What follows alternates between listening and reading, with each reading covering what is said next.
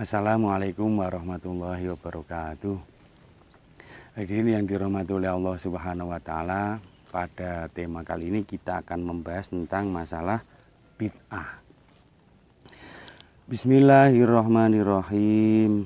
Al-hadisu al-khamisu. Hadis yang nomor 5. An ummil mu'minina ummi Abdillah Aisyah radhiyallahu anha qalat. Hadis ini diriwayatkan oleh Ibu Aisyah, istrinya Rasulullah, yang akhir-akhir ini lagi viral itulah, lagu Aisyah istri Rasulullah itulah. Beliau menjelaskan begini, qala Rasulullah sallallahu alaihi wasallam, bahwasanya Rasulullah sallallahu alaihi wasallam bersabda, man ahdatsa fi amrina hadza ma laisa minhu fahuwa raddun. Barang siapa yang mengada-ngada dalam urusan agama kami ini, berarti agama Islam, yang bukan berasal darinya, yang bukan berasal dari ajaran agama Islam, maka itu tertolak. Rawahu al-Bukhari wa Muslimun. Hadis ini diriwayatkan oleh Imam Bukhari dan Imam Muslim. Wa fi riwayatin li Muslimin, man amila amalan laisa alaihi amruna fahuwa raddun. Sedangkan dalam riwayatnya Imam Muslim itu dijelaskan begini, barang siapa yang melakukan sesuatu perbuatan atau melakukan amal ibadah yang bukan berasal dari ajaran agama Islam, maka itu ditolak. Hadirin yang dirahmati oleh Gusti Allah Subhanahu wa taala, agama Islam ini merupakan agama yang sudah sempurna, sudah perfect. Bahkan dalam hadis lain Nabi menjelaskan begini, man kadzdzaba alayya muta'ammidan falyatabawa maq'adahu minan nar. Barang siapa yang berdusta atas namaku, maka bersiap-siaplah menduduki kedudukannya di neraka. Jadi yang saya jelaskan tadi bahwa agama Islam ini merupakan ajaran yang sangat sempurna. Islam sudah sempurna, ada Al-Quran, ada hadis, maka jangan sampai mengada-ngada, jangan sampai menambah-nambahi ajaran-ajaran yang tidak sesuai dengan syariat Islam. Contoh sholat, melakukan sholat, kita berada di Jawa, kemudian sholat memakai bahasa Jawa, misalkan Allahu Akbar, terus Allah Maha Besar, Bismillahirrahmanirrahim, dengan menyebut nama Allah yang Maha Pengasih lagi Maha Penyayang, itu nggak boleh. Jadi syariatnya sholat ya pakai bahasa Arab, ya bahasa Arab. Termasuk lagi misalnya haji, melakukan ibadah haji rame di Arab sana, di Mekah dan di Mekah sana rame, kemudian mengadakan sendiri di Jawa sini misalnya, ya nggak boleh, nggak bisa. Maka itu ditolak. Jadi bid'ah itu bid'ah yang dolalah, bid'ah yang jelek, itu yang tidak berasal dari ajaran agama Islam, itu ditolak. Lalu pertanyaannya begini, bagaimana dengan ajaran agama Islam yang ada di tanah Jawa ini? Yang banyak orang bilang bahwa ajaran Islam itu berbeda, yang ada di Jawa ini berbeda dengan yang ada di negara-negara yang lain.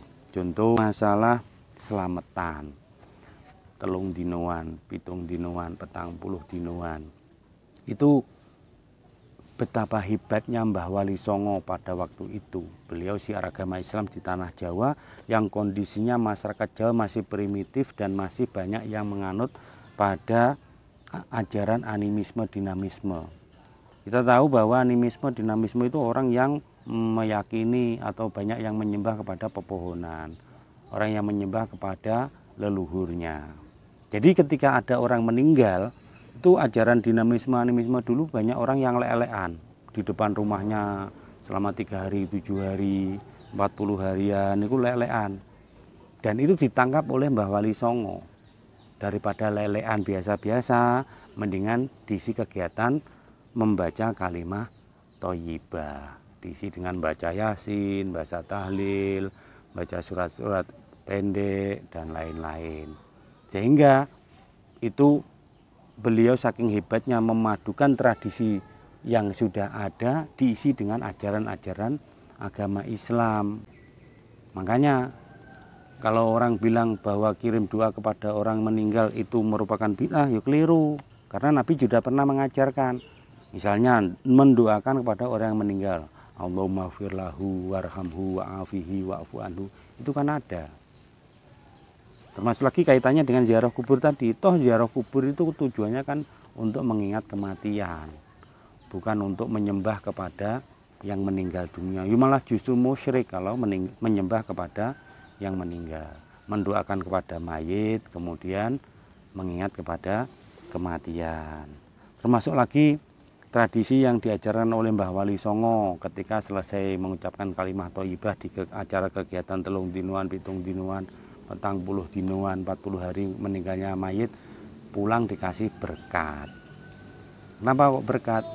Itu kan diambil dari bahasa Arab, berkah, barokah, supaya acara-acara ini menjadi berkah. Kemudian kalau setelah mendapat berkat, jajane apem.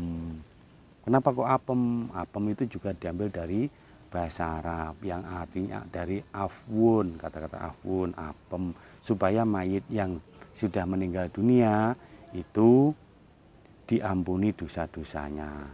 Toh kegiatan-kegiatan keagamaan yang model semacam itu kan juga bisa meredam perasaan yang ditinggal mati, ben atine tentrem, dibacakan doa-doa semacam itu.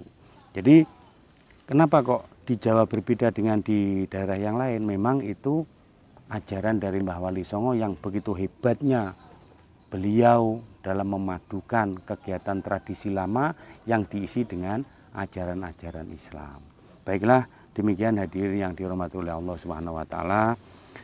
Kita berdoa mudah-mudahan kita selalu mendapatkan rahmat, mendapatkan hidayah dari Allah Subhanahu wa taala. Ihdinas siratal mustaqim, wallahul muwaffiq ila aqwamit thoriq. Wassalamualaikum warahmatullahi wabarakatuh.